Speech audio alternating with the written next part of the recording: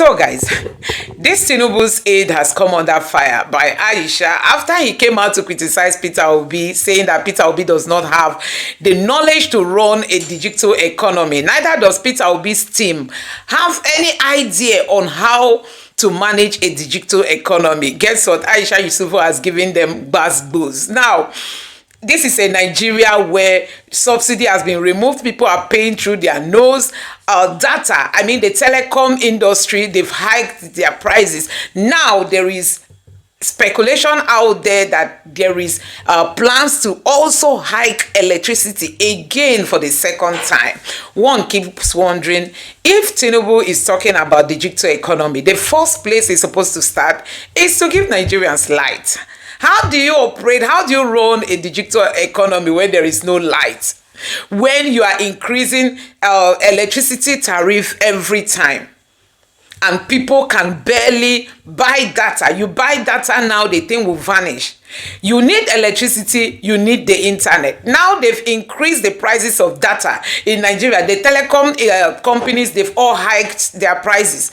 Also, there is another plan to increase electricity tariff in Nigeria, and they say they are running a digital economy. Anyway, Aisha Yusufu has given them some buzz. You need to take your time and watch this video and let me know your honest reaction. Just take a look for yourself.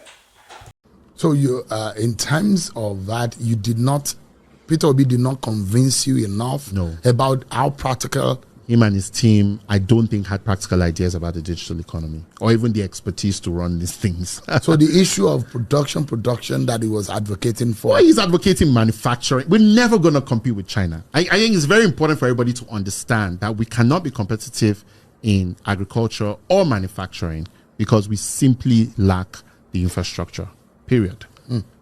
And I think we should just stop barking up that tree. There's just no way that we're going to produce more than China produces. It will always be cheaper for us to buy from China than for us to produce it in Nigeria. For many things. So we should just focus on what matters. Focus on making revenue, right? You're broke. Why bother about making spoons for yourself when you can go work, get a salary, and buy food and spoons? Let's generate FX. Then we can worry about production later.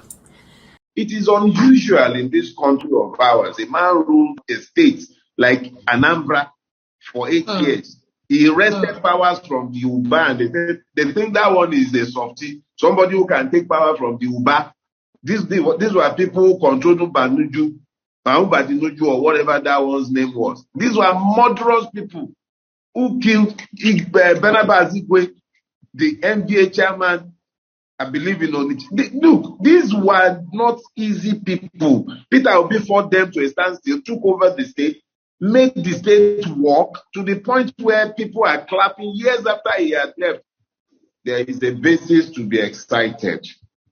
And I would dare say that Peter Obi probably represents the last opportunity for the ruiners of Nigeria to get out of power without bloodshed. That's my honest belief, because he actually represents a transition to a change that can be orderly, because the old system is no longer sustainable. It is no longer, it's patently unsustainable. So that's what is propelling it. It is hope that is propelling his candidacy. And that is what's driving everything. You saw that interesting take over there, and I said this happening a lot. This happens a lot. It's almost as if the conversation doesn't revolve around Peter Obi, there really isn't a conversation. And one of the things that people are so desperately doing is to keep saying that, he wouldn't have done better. Peter Obi wouldn't have done this. Peter Obi wouldn't have done that. Who are you trying to convince yourself? I mean, decision has been made. This is election. Election has been done. It's over 2 years that election was done with. We are in 2025. This is March 2025, right? And by May, it will be 2 years that Tinubu was sworn into office after he had rigged the election. So why don't you focus on the things that Tinubu has done? That should be more important than focusing on the fact that, oh, Peter Obi either didn't convince you very well, or Peter Obi didn't do one thing or the other very well. This is not about Peter Obi, his conviction about whatever. This is about you, your life. How is your life now? Are you getting value for your votes? That's what should matter. Are you being treated the way citizens should be treated? That's what should matter. And if you that's okay for you, then that should be it. But trying to justify it, you hear this conversation a lot that people have. Some of them will be telling you things like, even if it's Peter Obi that was there, things wouldn't have changed. Even if it's Peter Obi that was there, this wouldn't have done that. Even if it's Peter, it is not Peter Obi that is there. It is Bola Ahmed Tinubu that is there. The failure you are seeing, put it out. The anger you are feeling, put it out. Stop saying that if it's Peter, if it is a Peter Obi that will be there, even if it's Peter Obi that will be there. The other time, I think it was someone called, is it Charles Maduka or something like that, that came out and he too was talking his own, that if it's Peter Obi, it is not Peter Obi. Can you deal with what is on ground now? That's what the issue is. When Peter Obi enters, we will drag him, we will hold him and drag him. Right now, the person that is failing, don't use it and say if you are saying even if he's seeing, that means you know that the person who is there right now has failed and failed woefully. I think I'm going to look for that video, if I'm not mistaken, of that Koschari saying his own. Just take a look at this. I believe with no ambiguity that we are on the right direction.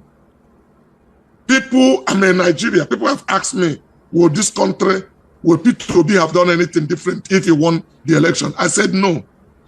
He would have removed subsidy. From day one also.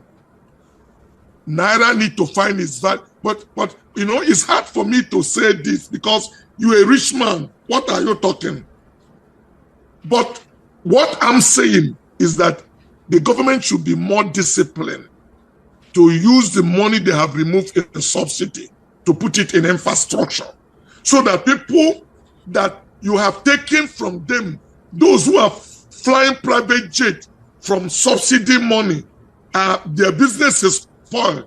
But if you collect that money from them and squander it yourself and put it in a venture that is favorite in itself, you are from the same tomb to another tomb. You are still in the same graveyard. You haven't go anywhere. But you can harness this money now and put them in infrastructure where Nigerian citizens will get the benefit of it. The borrowing of a country is not a problem. What is a problem is, are you borrowing for capital development? Are you borrowing for infrastructural development? Because it will pay back for itself. But if you are borrowing to take a second wife, if you are borrowing to share money for poverty alleviation, you are deepening the hole that after we got inside, nobody can bring us out. So there is some level of discipline that is required to curtail excesses from the government. Are we in the right direction? Yes. This is the way that some people are able to console themselves with the disaster. So guys, you have seen it for yourself. They say Peter Obi does not have the expertise to run a digital economy. Peter Obi, the only man who went, to Egypt with his money to go find out how did Egypt did their magic. How were they able to move from low capacity of electricity generation to where they are today. Peter Obi wanted to learn it so that he can also implement it in Nigeria. But you can see now, instead of Peter Obi, instead of the Tinubu's team to